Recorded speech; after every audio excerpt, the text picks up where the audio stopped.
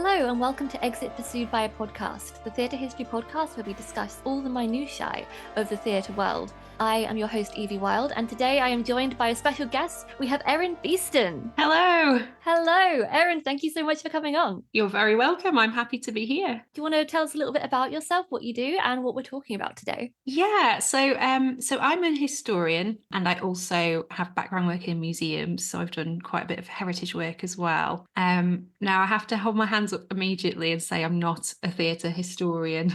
That's all right, we'll forgive it. I don't want to tread on any toes, but I'm here really because I'm really interested in superstition surrounding the theatre and the arts more widely.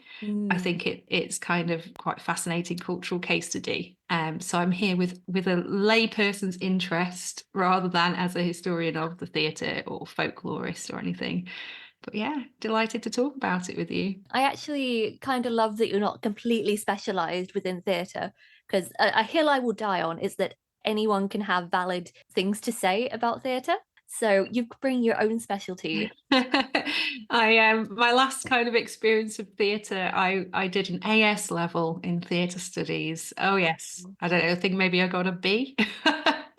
And no one was particularly concerned about any kind of supernatural occurrences in the sixth form drama studio. No, it's weird actually, because whenever I was doing theatre in education, superstition doesn't play part of it. But whenever I did like amateur plays or I was somehow in a professional production, suddenly it came in with the older performers coming in and telling us about these superstitions that we had no idea about. But it was never a thing, just like if you were doing an exam or a school musical. Never came up. Yeah. Oh yeah, school musicals they would take on a whole nother character if people were suddenly like, leaving certain stage exits and knocking on doors to come back in, or yeah, doing strange things.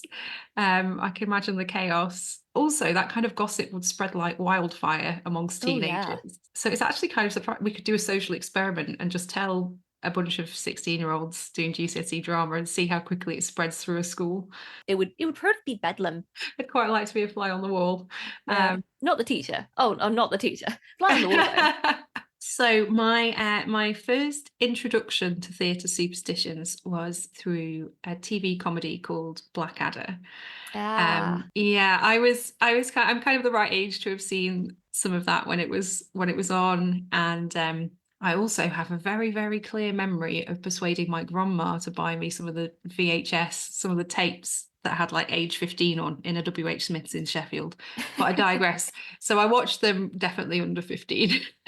And there's an episode in season 3 of Blackadder, which for anyone who's a bit of context or Blackadder fans out there, it's a season where he's a butler for Prince George, who is the Prince Regent during the period of the madness of King George. So Hugh Laurie is George, Rowan Atkinson is Blackadder, and Tony Robinson is Baldric, his servant. And Blackadder is really, he's gold standard wind-up merchant. And I feel like this is a very long-winded explanation.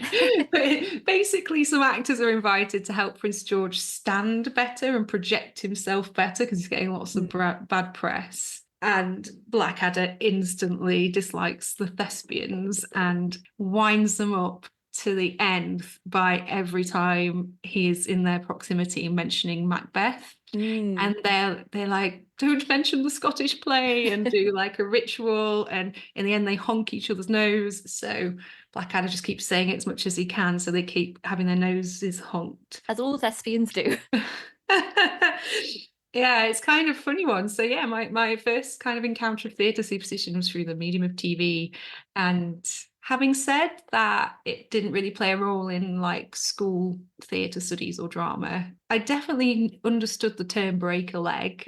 I suppose it's quite a common phrase that you say instead of good luck, break a leg to performers. Yeah. But I think that might be an Americanism. I don't know. I've found different sources and definitions for break a leg that we'll discuss in a moment. But it's actually funny that you mentioned first being exposed to it through TV and through Blackadder.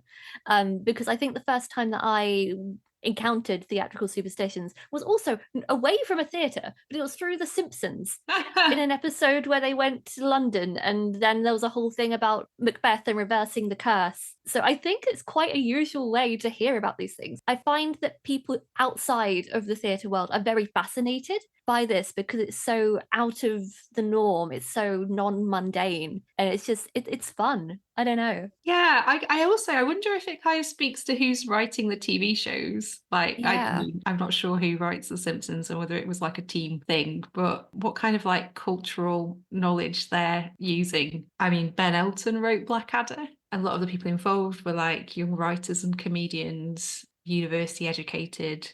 I think Ben Elton's University of Manchester, where I go. Aha, excellent. But a lot of them were from kind of, I think, Cambridge, and like had a performing arts background in the sense that they were Yeah. doing stand up. And so I kind of assume that the people writing for TV know of the superstitions from either studying literature or being part of that kind of theatre world first. Training for theatre, even writing in the UK, is very focused upon theatre, whereas if you go to the States, it's very focused on screen medium rather than on stagecraft. So I think that's kind of where that comes from, is it's very entrenched in our training over here. So people like Hugh Laurie and, oh god, what's his name? Oh no, he's also Mr. Bean, he's Blackadder. Rowan Atkinson. Rowan Atkinson. So although they were very much screen actors rather than stage actors, they were still working from within this context of theatrical superstitions. They would have been familiar with it. And I'd venture to say that the same would be true of the writing team as well. And it would have been a cycle? No, that's the wrong word. It would have been just a general atmosphere that was very knowledgeable about this kind of thing. But with The Simpsons, it was very much them coming to England and parodying England. So it was very much caught up in the relationship between Shakespeare theatre and national British identity. I feel like it was, what's the most British thing? Shakespeare. Oh, what's something about Shakespeare? There's a curse on a play. Aha, we can use that. I'm going to have to look this episode up. It sounds entertaining. It was very odd. Tony Blair used an umbrella like Mary Poppins. It was odd. Oh, so it's quite, I suppose, like my Simpsons knowledge. And again, this just dates me, like I've got the year of my birth through the middle of me like a stick of rock. But I probably only watched The Simpsons to the late 90s. Look, that's probably a good place to have stopped. So yeah, Tony Blair's in it. I guess it was maybe noughties, unless they Yeah, were straight in there in 97. I don't know. it's like mid noughties. Maybe they also loved Blackadder. Maybe they'd Maybe. seen season 3. It's an underrated series, you know. A lot of people plump for series 2 or series 4 of Blackadder, but again, I digress. My exposure to Blackadder, now that we're on it, is actually from school. In that they would, if they didn't feel like teaching us in history class, they would whack on an episode of Blackadder. Well, we actually, in my English literature A level, watched that final episode where they go over the top. Oh yeah. Yeah, but we were comparing it to some actual literature. I think we were studying Journey's End, and yeah, looking at the kind of modern take and comparing, you know, how things are interpreted and understood long after the fact versus the things written at the time. But yeah, look at the legacy of Blackadder. Okay, back on to superstitions. We've had some examples. We've got the Scottish play, Break a Leg. There's also things like no whistling backstage and the ghost light. We'll kind of get into a little bit more of the ins and outs of these and some of their history in a moment. But first, we have the question, where did superstitions come from? Why theatre? Why? And I think there's a few different theories on this. Basically, some people have interpreted it as the whole craft of acting is quite ritualistic and repetitive. And so it's almost like a space that you might expect traditions to continue for perhaps longer. I did a little bit of digging at beliefs actually in the mid 20th century rather than earlier. Because you know, you were saying it's like our elders tell us the superstitions. Yeah. I was having a little think, and I thought actually all the superstitions that we know of, like from being told firsthand, probably have their roots more in the 20th century or their 20th century versions of an earlier tradition. So yeah, the one school of thought is that the repetition and ritualistic nature of rehearsal and the craft of acting has got some good synergy with tradition more widely. I find that really fascinating because it is very much as you say, that repetition is at the core of what a tradition even is, which is broadly a ritual that people carry out again and again and that is imbued with meaning over time. So I think there is something to be said about it organically springing from theatre, where repetition is very much at the heart of what is going on with the relationship between superstition and theatre. So you say this is one theory. Do you have any more floating around? So one of the other explanations is actually quite mundane. It involves basically quite a few of the superstitions, especially surrounding things like candles Mm. and flowers, and some of the things to do with cats. Like we can go into the examples in a mo, but like an awful lot of the kind of smaller scale, less spooky, I'd say less kind of unnerving superstitions around the theatre Mm. seem to actually just tie into common sense and health and safety. Yeah. So it's almost like, your 19th century theatre managers just trying to stop everyone from falling off the stage, or the Mm. curtains from being set on fire, or like the lead actor getting hay fever. So there's actually kind of a more practical role for some of these rituals. And is it like by embedding these kind of rules of this kind of social etiquette around the theatre, by embedding it in wider superstitions surrounding things like cats and candles and flowers, I wonder if it's almost like helping the actors retain Yeah. these nuggets of key information about the staging, because I suppose if everybody's preoccupied remembering their lines and what their character's supposed to be doing, they're not going to be focused particularly on health and safety. Do you know what rep theatre is? Is it when you've got like a cast of the same cast doing the same thing over? Is that Kind right? of. So it's like a company of actors who they have a repertoire, which is where the word comes from, of plays, usually Shakespearean or some classical plays, and they kind of rotate through the parts, through the plays. It's not very common anymore, but it was very much in the 20th century. Ian McKellen, Patrick Stewart, these are all veterans who were trained in rep theatre. Repetition was extremely important to this style of theatre that was around for a very, very long time. And when you are repeating stories, you're repeating roles, you're repeating where you go on stage, the mythologizing of the health and safety through the repetition, as you say, is probably actually a really healthy way to make sure that you remember to do or not do certain things. As you say, it's based in health and safety. It also knits people together through a sense of community within the company, which is why I bring up rep. Yeah, I'd definitely say that. It definitely seems to, I think, these kind of shared common ideas and common knowledge, certainly probably help with the boundaries of the profession as well. Like we were saying, like we got our first kind of introduction to these superstitions through popular culture. But had I never seen that Blackadder, I probably wouldn't have come across the stuff about Macbeth until I say my literature A level, and how many people do English literature A level. Yes. God, I don't have the stats, but not a huge amount of people. Yeah, so this kind of idea of like almost like tacit knowledge amongst the theatre comrades. Yeah, it kind of It's, signals your inclusion to the group, to the cast, to the theatre people in a way that, I don't know, running around in a onesie singing musical theatre songs signifies that you're a musical theatre student at A level. Okay, so let's dive into a couple of these examples and kind of go into what is the myth and what are the explanations, and try and draw some threads. So we've got the first one, which is the big one, which is the Scottish play, or Macbeth. Now, I found some very contentious ideas about what this curse even is, but you've done a little bit digging on this as well, haven't you, I think? Yeah, I did. So I believe this is a really big area, and I don't really have the kind of I'm a modern historian, which is kind of broadly speaking late 18th century onwards. So I'm not an early modernist. So I thought I would spare myself trying to get to the bottom of when it began, and then look at the 20th century, like I suppose, version of it. So the whole concept is that by Shakespeare including the witch's spell and allegedly drawing upon quite a lot of actual phrasing and suspected witchcraft of the time, that witches cursed the play. That's the big myth. But essentially, productions of Macbeth have been blighted by bad luck. And an explanation for that is probably confirmation bias, where basically once you've started, once your concept of something is crystallized, it's like when you find out some new information and all of a sudden you see it everywhere. So my thing is, as well as being a historian and comedy nerd, I also got a neurodivergent family, and I've had to learn a shed load of information about ADHD and autism recently.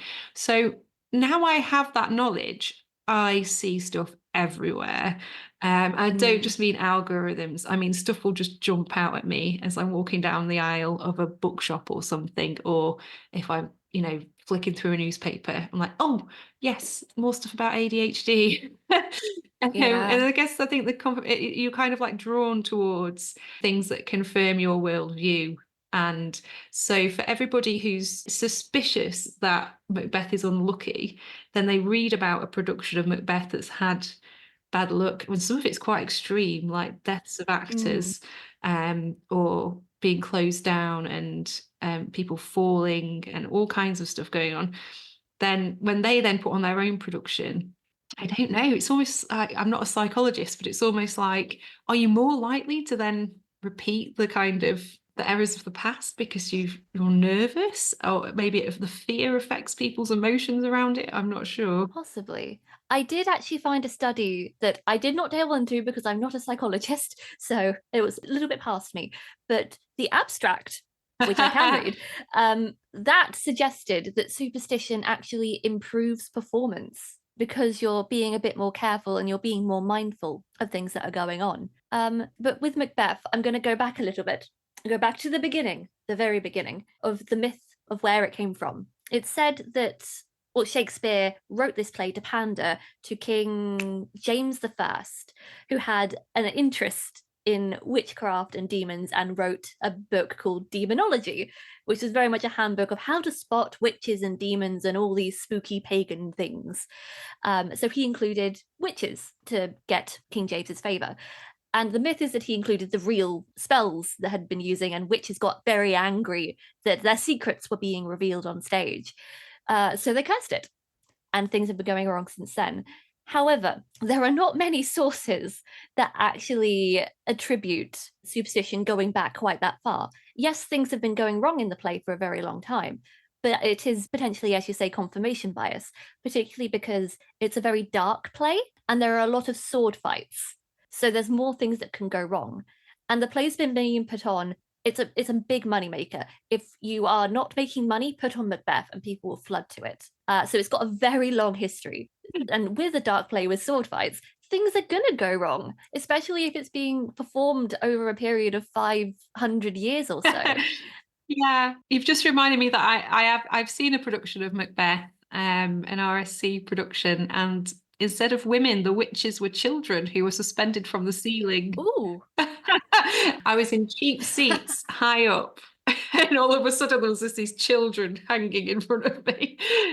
Oh, but no man. children were harmed in the making of that production of Macbeth. Okay. I was just imagining them being hung like pinatas even. I think they were still gradually lowered to the ground, but they were saying the incantation as they went, and it was very effective. But the kind of 20th century research I did a little bit of was kind of interesting because it seems to be quite high profile people that had some bad experiences around the middle of the 20th century. So in terms of popular culture, I think these are the kind of sources of some of the where the story became quite prominent. So there was a production of Macbeth going on at the Old Vic in 1937 when Lillian Bayliss died. I think she died of a heart attack, and she wasn't in the show.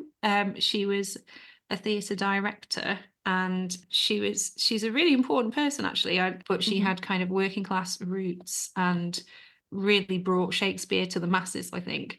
So it's kind of a bit of a shock death, and I think for her to have died during that production is quite significant. And then we also, I'm not sure if you've read this, I also saw that Laurence Olivier had a bit of a near miss. Oh, yeah. And I think it's the same production. That also was 37. Something I will say about Laurence Olivier is that the man took a lot of risks.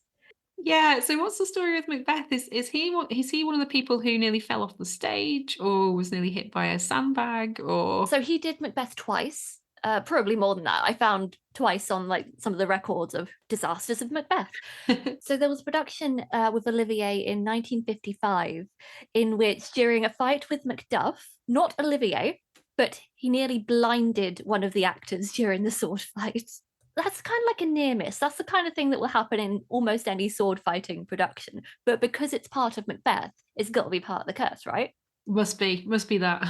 Yeah. Oh, and the other time was with Olivier was in 1937 when he was 30 years old, apparently. At the Old Vic, again, a 25-pound stage weight crashed down from the flies, missing him by inches. So that's the one I'd read, the stage weight one. And that's the same Yeah. production that we sadly lost Lillian. But as I say, apparently, this is according to the Old Vic. My source is the Old Vic website. It says, on the eve of a rescheduled opening night, an exhausted Lillian suffered a heart attack. So I don't think we can attribute, exhaustion to witchcraft. Some of these that you read about are a little bit like, ooh, something went horribly wrong. Some of them are just a thing went wrong, and because it's Macbeth, we attribute it to part of the legend of the curse of the play. Absolutely. So the next one we've got on our list is break a leg. Now, there are a few different sources for what break a leg means, but what does break a leg mean to you? So I kind of just thought for some unknown reason, you were supposed to say break a leg to an actor before they went on the stage rather than good luck. Yeah. But I haven't delved into the legend behind this. So there's a few different definitions of what it could possibly mean. The first is just, as you say, it's just reversing bad luck with good luck by saying the bad thing, so wishing the good thing. Odd thinking, but it seems to work. One explanation was something to do with the curtains. I'm not sure, but it's not the one I grew up with. The one I grew up with was to do with a raked staging. Now, a raked stage is a stage that starts high and ends low. And they're kind of put into theatres so that you can see levels from all different places. Yeah. But they're really difficult to dance on. So it would not be unheard of for a dancer to be doing pirouettes, and then because the stage is uneven, falling off and breaking a leg. So in order to wish them not to literally break a leg, you would wish them to break a leg in the hopes that the bad luck would reverse the good luck, or the good luck reverse the bad luck. I forget which way around that goes. But nobody really seems to agree on where it comes from what I found. It's just now something people say, and it kind of brings you into the theatrical family. Like, oh, I know the things. I know that you say that. I know what the etiquette is. Yeah, absolutely. I think it's definitely part of that kind of social bond again, isn't it? And it's really funny when people say it to you and you're not expecting them to, because I'm not in any respect an actor, but I do sometimes do stand-up comedy, and occasionally people have said it to me and I'm like, oh yeah, I am kind of going on a stage if a corner of the pub counts as a stage. Absolutely. I genuinely count stand-up comedy and comedy in general as a theatrical genre. It is still performance. It is still getting up on stage and putting yourself out there. So I'll I take think that. it's perfectly valid to wish a comedian to break a leg. We need to make some kind of like sub-adaption of it. If it is part of this kind of language of inclusion and exclusion, we need a stand-up comedy specific one. Like, what would be the worst thing a stand-up could experience on stage? Similar to a dancer breaking a leg. A racist heckle? Oh no! Oh god, no! That's really difficult to put into a phrase. Yeah, problematic. Get heckled? I don't know. I suppose the mic stand could break. Yeah. You could fall over. It's quite similar, isn't it? Yeah, we're getting very far with the subculture. I mean, yeah, the language can be difficult. I'm glad we've got break a leg as like a relatively safe option. Don't get cancelled.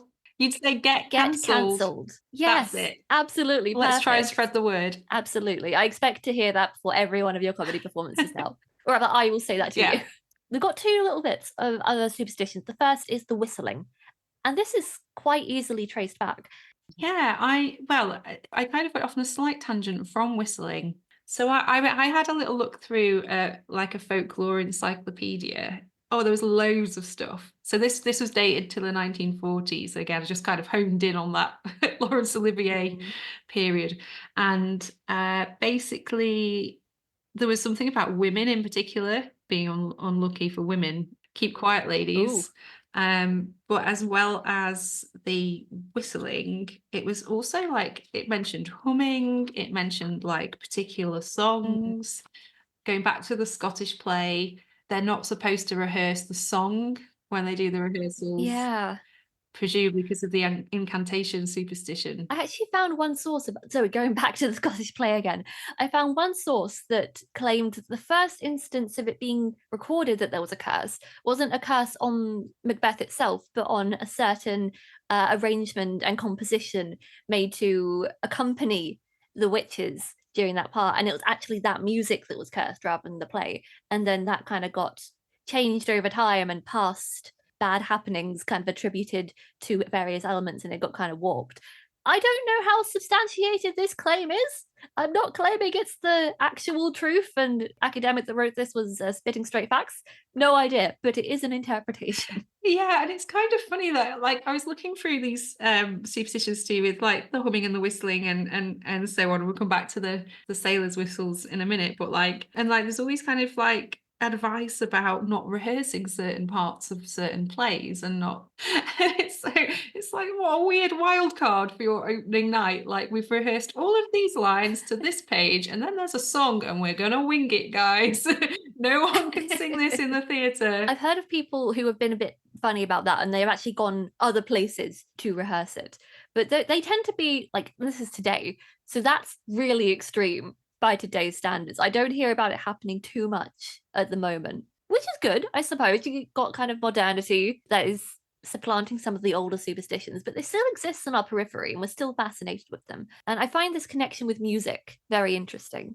Yeah, I found in this, it's in a folklore encyclopedia from the late 40s, and they actually name some of the songs that should not be sung in a theatre. Oh, do tell. Yeah, so one's from I think an opera called The Bohemian Girl, which is very early 20th century.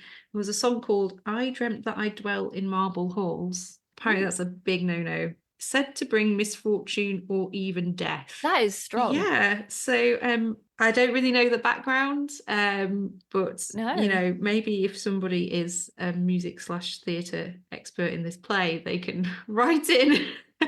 Absolutely, give us a tweet. That's so specific. And there was also one called Tosti's Goodbye, also unlucky. I guess it's quite telling that I've never heard of any of these songs because people don't perform them. Yeah. I feel like on the one hand, you could possibly have somebody who just like really didn't want like a rival production or a rival writer's work to go well. You could totally just start a rumor like, oh, anyone singing this, yeah, no, they're gonna die. I hear bad things, and then yeah, they stop making those productions unless it's Macbeth. Sorry, the Scottish play. I'm into this conspiracy theory that competitors could make up the curses to de-incentivize coming along. Like, if we go back to Shakespeare, what if Christopher Marlowe was just in a pub and had heard about Macbeth, was like, it's too similar to something I'm writing, you know, it's cursed, you really shouldn't go see that one, guys. Come see my play instead. I love this theory. I love it. And then we could do double conspiracy theory that actually Christopher Marlowe did write Macbeth. I've somehow strong-armed a Shakespearean to come and talk to me about this authorship theory.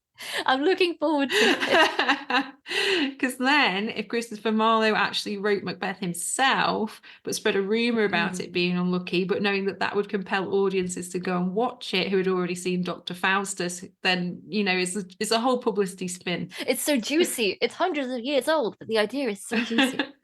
But yes, back to like the music and the whistling and the humming in the wings. It was mainly due, I've heard from a long time ago, from hiring sailors to operate backstage with the flies that kind of bring things up and down, and it being signals that they would be used to. Yeah, I spotted the sailor thing too, and again that's more of a health and safety group of superstitions, isn't it? It's like, don't distract the sailor, they'll drop, you know, a sandbag on someone's head or the curtain at the wrong time or something. So that's kind of goes into that health and safety group. But oh my god, how completely obsessed am I with the Macbeth theory? Just to bring that back up again. I also read that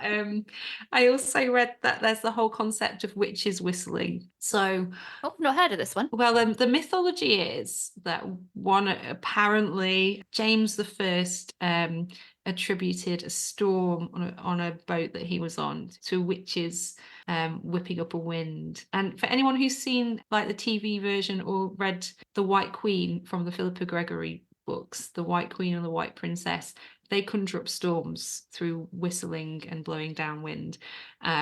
So apparently sailors, the thing I read said that sailors were superstitious of people whistling up Mm. winds and whistling up evil.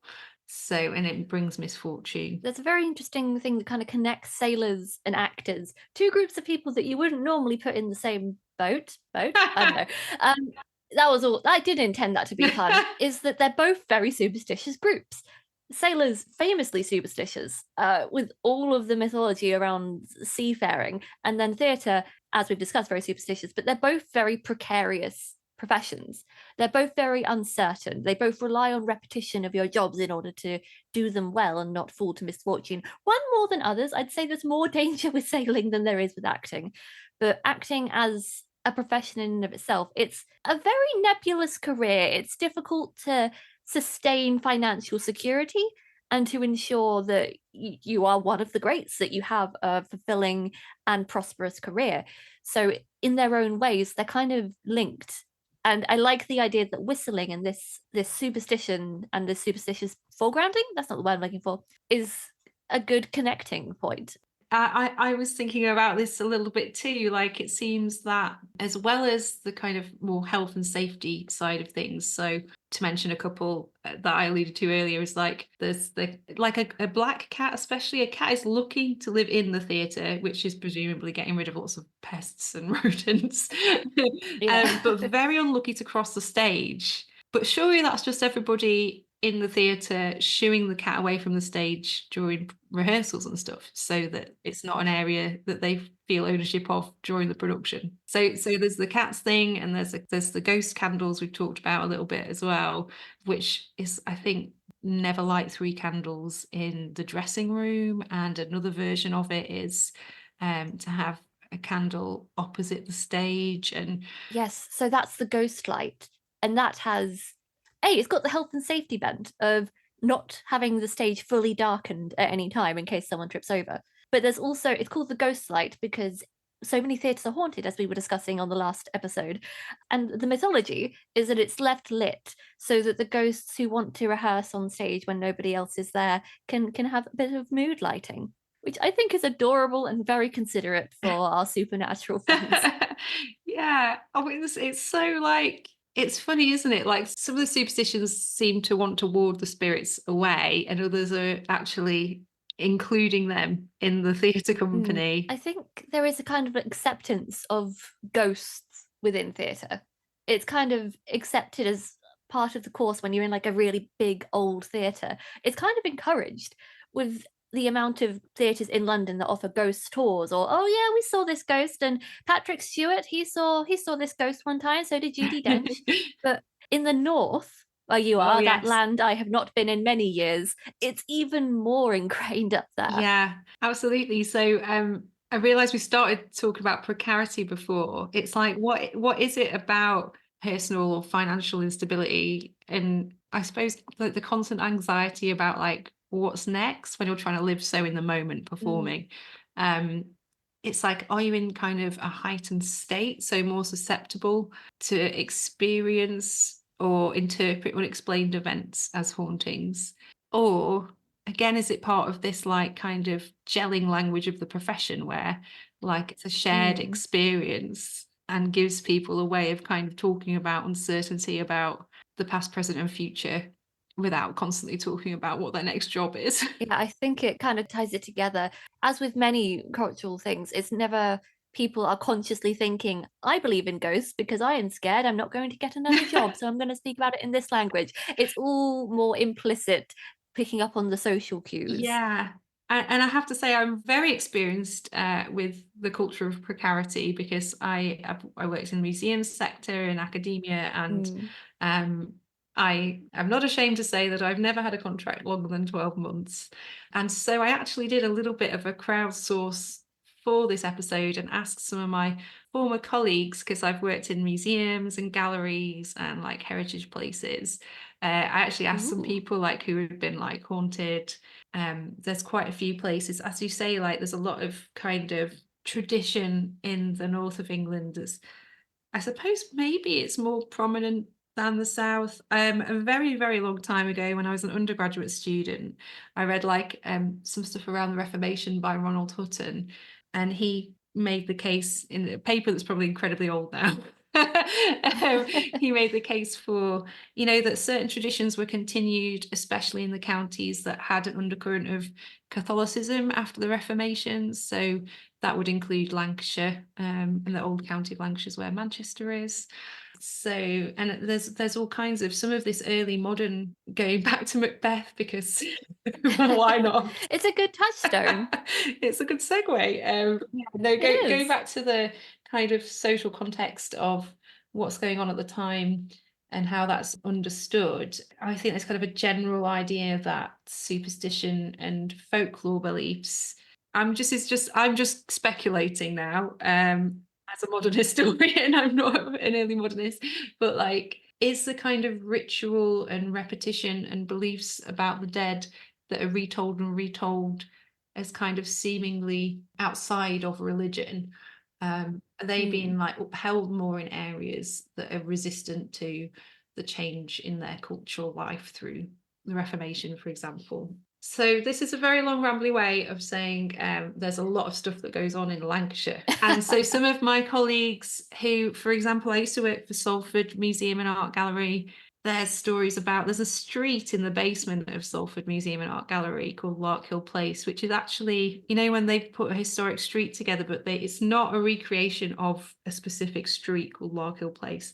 They amalgamated buildings that were being demolished during slum clearances after the Second World War and created a kind of faux turn of the century street. So the scene setting when you visit it is set around Queen Victoria's Jubilee year.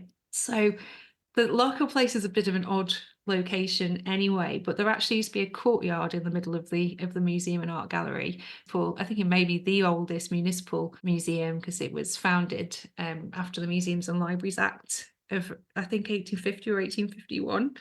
Yeah, so apparently the courtyard that's now filled in because of redesign of the galleries featured quite a few ghosts. A more kind of prominent case locally is Ordsall Hall, which is a regular on Most Haunted, and that's also part of the Salford Museums. Ordsall Hall is this Tudor house in the middle of an estate in Salford, but it's just behind Salford Quays, actually. I really recommend a visit. It's beautiful Tudor building, with later additions. Yeah, so basically I've got like colleagues who work for Salford Museums and especially Ordsall Hall, who have had multiple encounters. Visitors have had encounters.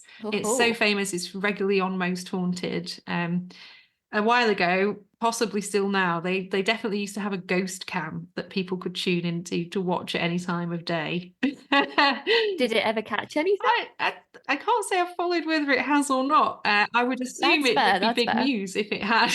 I've worked at quite a few places that are reputedly haunted. I used to work at Bolton Museum Service, which includes a hall called Smithills Hall. That's a fun word. Smithills. Yeah.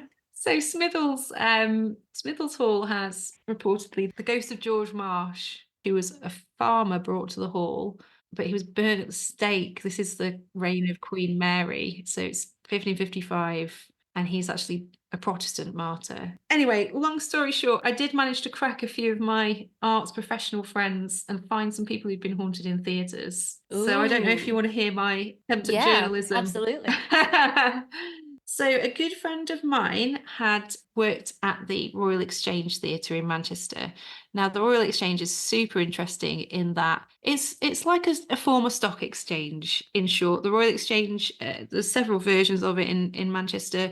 This is a 19th century building. It's really grand and beautiful, and it was effectively the trading hall for all of the cotton merchants in Manchester buying and selling.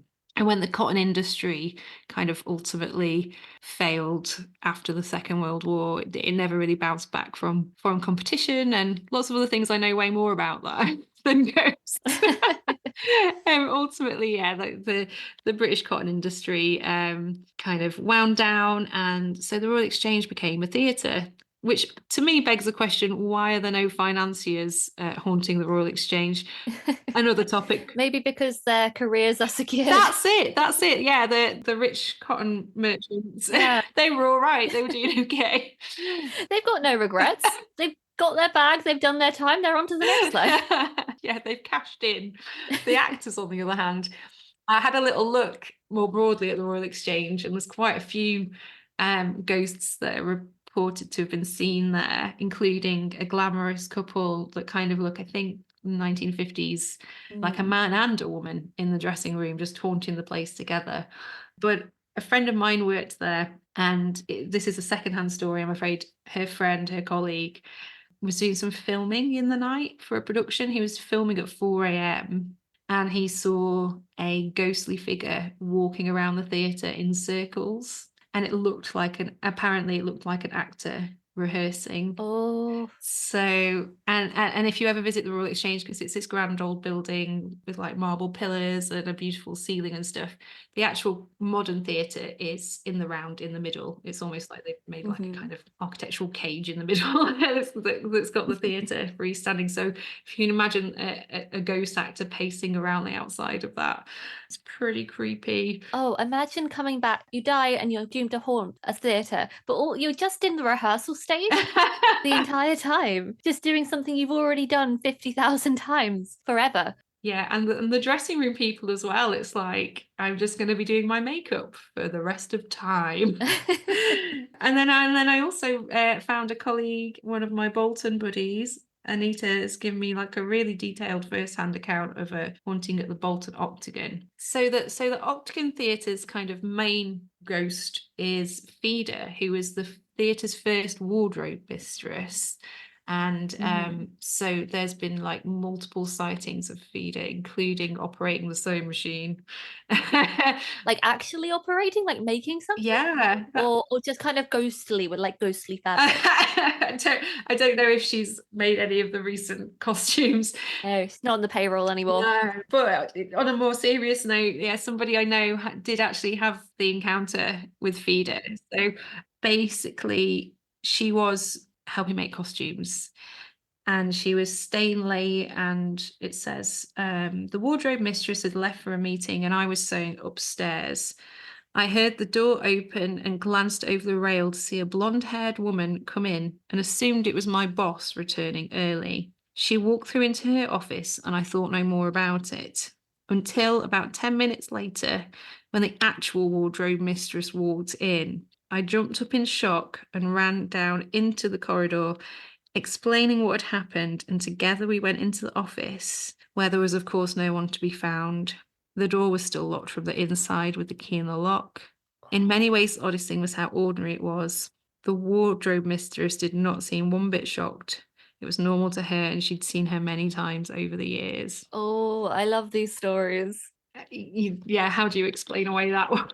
It's like thinking about the precarious professions. I suppose the wardrobe mistress Feeder probably did have a job for life. And afterlife as well. Yeah, literally no rest. I love how many anecdotal stories there are, because I don't believe in ghosts and I don't believe in superstitions, but the more I hear about them, it kind of calls to kind of like a base instinct of a kind of fear of the unknown, I suppose, and trying to make sense of the world. And I want to believe these people's stories because they make the world so much more magical. Yeah, absolutely. Yeah, I suppose I'm in a similar boat. Yeah, on the one hand, we've kind of found quite a few of the traditions seem to be more of 19th century health and safety exec rumours.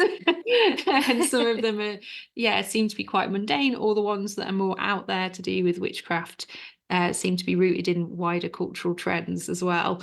But yeah, I think those kind of first-hand spooky experiences, I really enjoy listening to Uncanny, the podcast by Danny Robbins, and he gives people a lot of respect who've had these encounters, because however they may be explained in the future, whether there's a psychological explanation or a social explanation, or there is a supernatural explanation in the end, however that happens in the future, that person's experienced it now, haven't they? And their experience is valid. Exactly, yeah. It's a smorgasbord of theatre superstition, like from the kind of actually quite scary and visceral experiences to people just going, they've fallen off the stage, it's because they said Macbeth.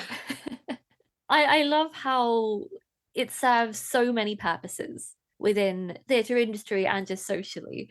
It's not just superstitions just because it's interesting and people are interested in that. It glues communities together. It helps make sense of precarious professions. It has a practical role in health and safety. And I think that's so lovely. Thank you for exploring that with us today. That's been lovely. Oh, it's been great. Thanks for having me. And I think on that button, that brings us to the end of this very superstitious episode. Thank you for listening. And Erin, if people want to find you on the internet, where can they do that? So I'm on the site formerly known as X. not very often, but I'm on there. Yep. It's at Erin_B. I am on Instagram. It's just my full name, Erin Beeston. I'm quite lucky that I don't really have like a common name combo. Like if you Google me, there's somebody in America who plays soccer, but that's not me. So that's an easy discount them. Fantastic. Thank you so much. And if you want to know more about Exit Pursued by Podcast, you can follow us on the platform formerly known as Twitter at EPB_pod. If you have any comments or would like to join the discussion, please do leave us a comment on there. All information, sources and references, as well as some further reading should you be interested, can be found in the show notes. Thank you again for listening. We upload every other Sunday afternoon, so join us next time. Thanks very much. Bye. Bye.